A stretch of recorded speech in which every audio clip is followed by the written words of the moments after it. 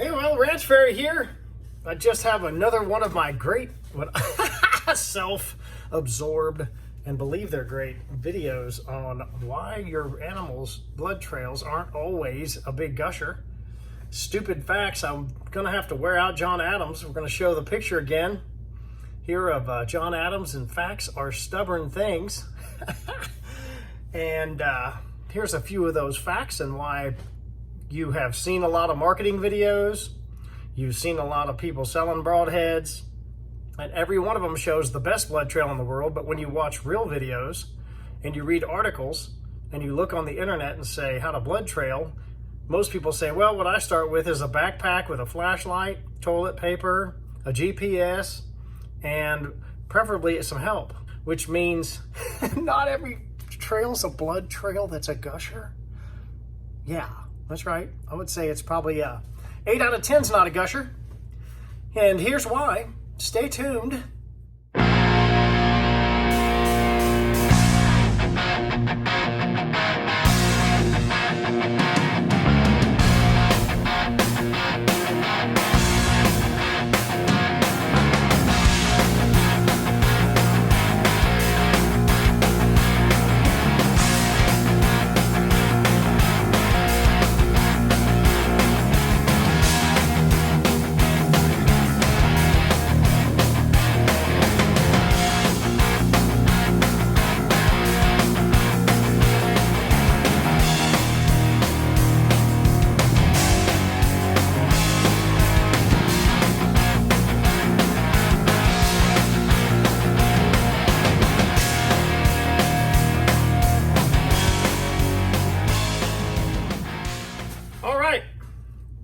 I've got my typical combination of things.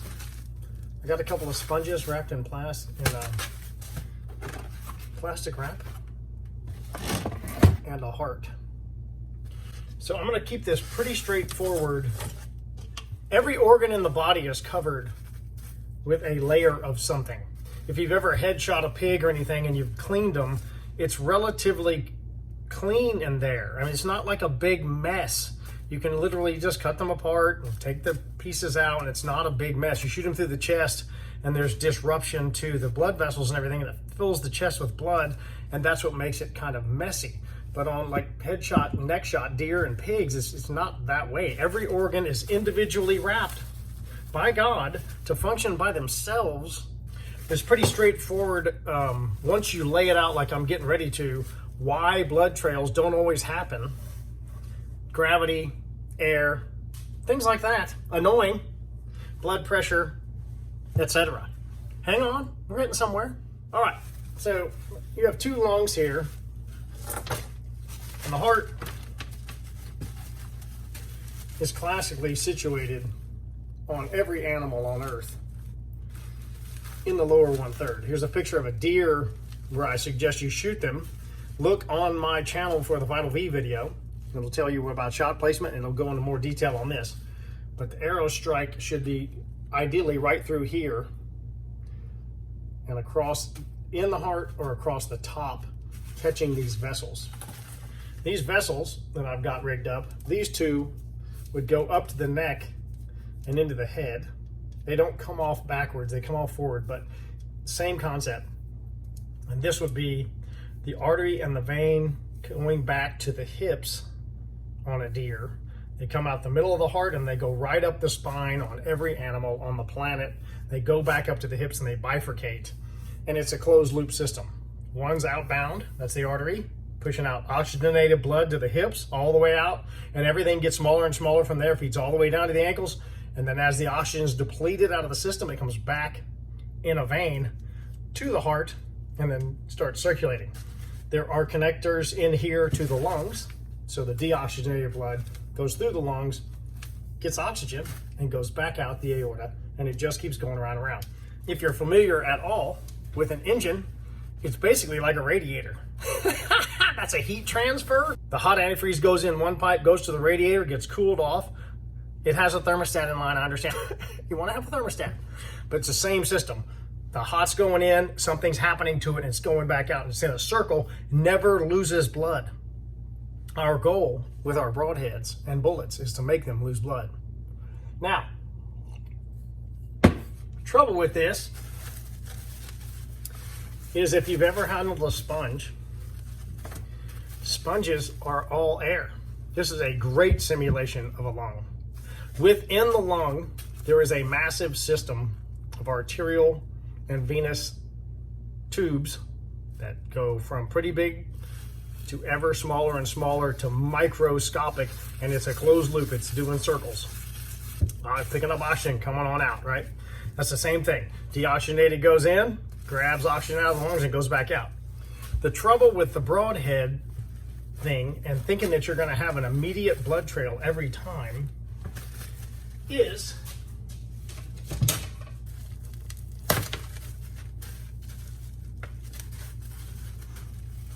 so let's say your arrow hits dead center, you know, mid-body hit above the heart, and it's a pure lung strike, okay? Blood can come out here and here, correspondingly with the tree stand shot, okay? This is all air below it. And the lungs go like that and get smaller. The gravity pulls the blood downhill. It just immediately sprays out in all those little honeycombs that are in the lungs, and they can't get out of this wrapping. The blood you see on the external part of the animal is when they inhale, air actually comes out this hole and blows it out. So in this condition, everything below here is going to fill with blood first before it gets high enough to start coming out the sides. Hopefully your deer's down by then. Well, hey, wow, yeah, you're not supposed to change ecosystems and clothing in the middle of a video because that means you're not a professional. But there will be some value adds. We shot this pig. We found her last night about, I don't know, we shot her about 9 and we ate dinner and went out and found her in about 30 minutes, 25. My son's like a freaking bloodhound. So what's happening here, this was not here last night. But what that is air being pushed out the hole. He hit her perfect, right above the elbow. The pressure's coming from her guts. I mean, she's tight as a banjo right now because her guts are swelled up. But what it has done is push the air this direction, and it's blowing air out the hole, which I talked about in the video, that they inhale on a lung hit, and it blows air out the hole and sometimes blows blood out. All right, diving deeper, I severed this lung vertically, and this is the main airway feeding the center of this lung. So within the system, there are arteries and veins and airways running all over the place. There's a little extra juicer. But what I want to talk about is, here's the cut. When your broadhead severs this area and the blood sprays out, it's going to spray into the side of this meat. It's not an automatic pressure to force it out. It's just going to fire off inside this meat. If this airway's cut, it's going to go down that hole. The first place it's going to go is the path of least resistance. And when it's closed up and there's just a little slit in there, the blood's going to first spray against all this material and not immediately shoot out the side of the animal. That's the greatest misnomer. That's the purpose of this video. There's no reason for the blood, when you shoot through it this way and it's closed, okay, like this hole,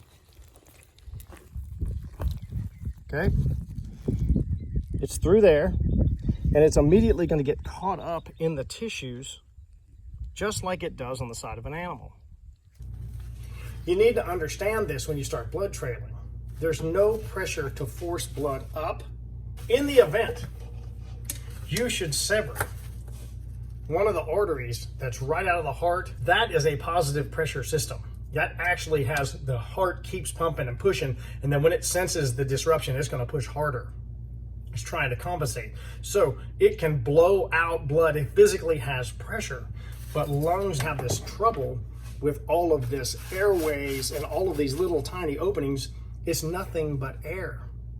Gravity pulls the blood downhill and the air sacs fill up, and it reduces the amount of blood you can get on the ground. So you need to be able to mentally separate the two and understand you're probably not going to get these big gushing blood trails. I know somebody's going to comment and say, well, what about a tree stand shot with a low hit? That's actually ideal and a complete pass-through because you have a downward hole. However, you still, wherever the exit wound is in the lungs, I don't care about the body of the animal, everything's going to start working downhill from there. Gravity's going to pull that blood down into the lung tissue before it starts to come out. It's more and more and more of a reason to shoot them forward and lower 1/3. You're trying to hit that aorta. You're trying to cut that off. Now, if you hit the aorta, they're not going to run very far. Okay, for basic orientation, there's 5 lobes in the lungs. They're not just one continuous sac.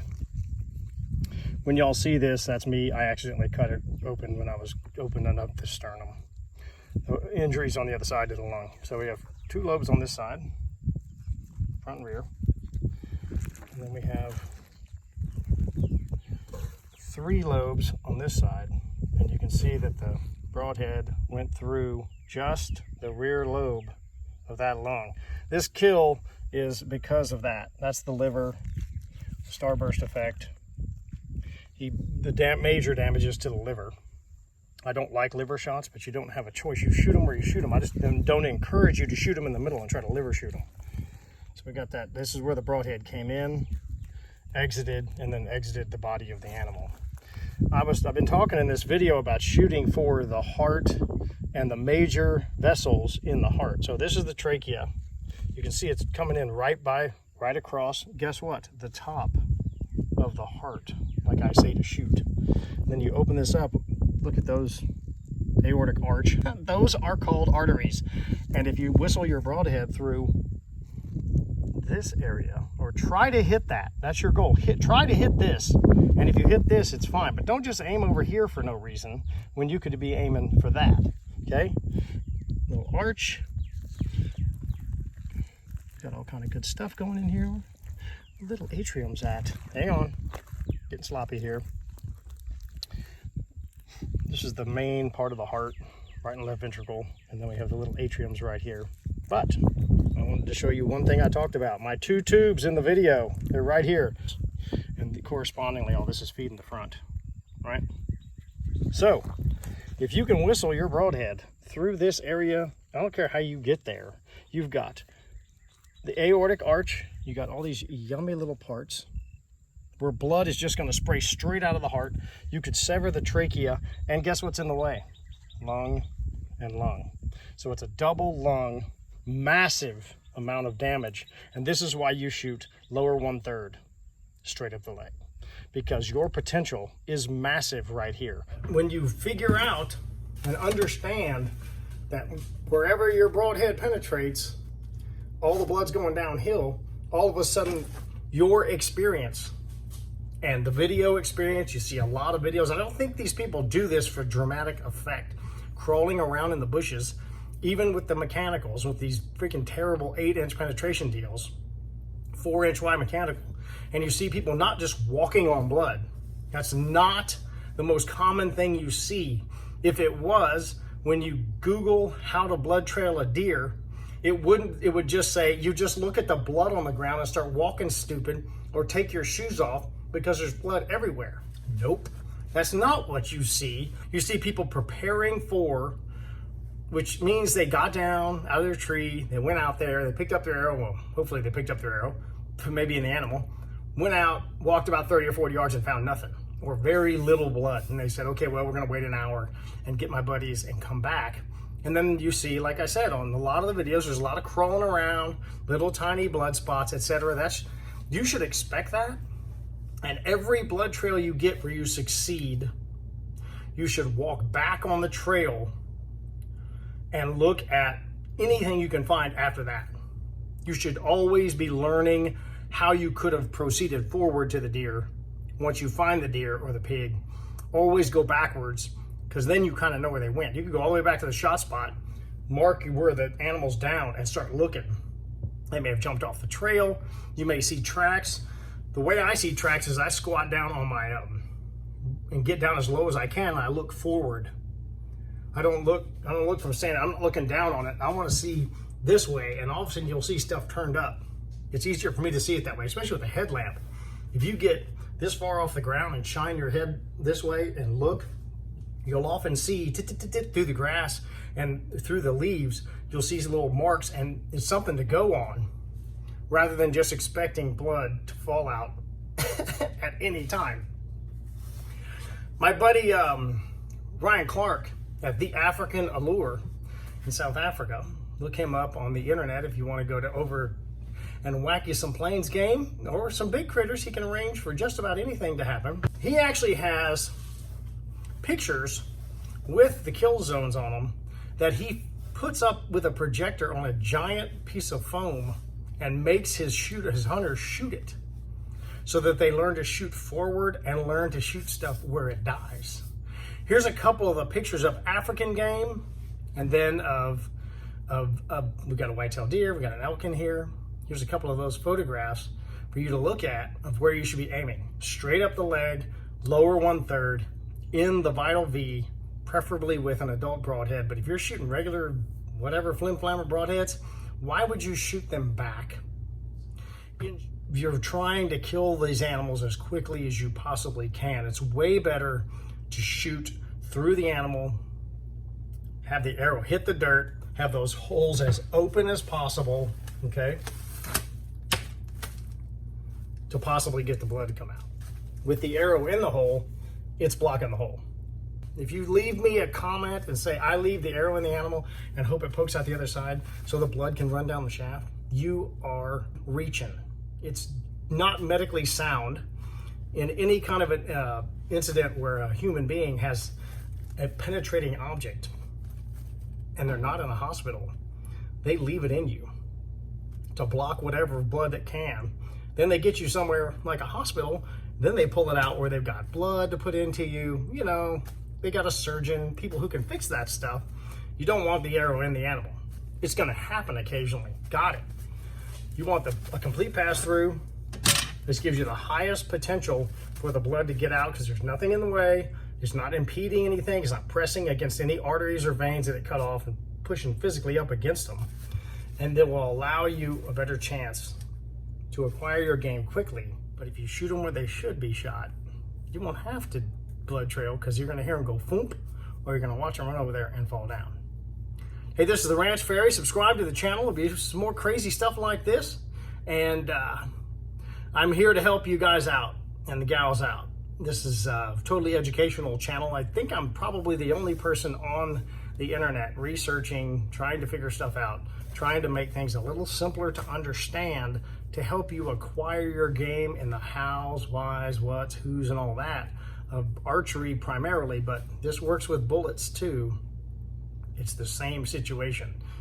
There's nothing really changes with a bullet. If you blow right through a deer and it runs off 50 or 80 yards, it's the same situation. You have a pretty good chance that the whole exit hole will be pretty big, but still the same. You still have lungs, you still have blood flowing downhill, gravity's pulling it down, and it's not easy to stop. So stay tuned, subscribe to the channel. Ranch Fairy out.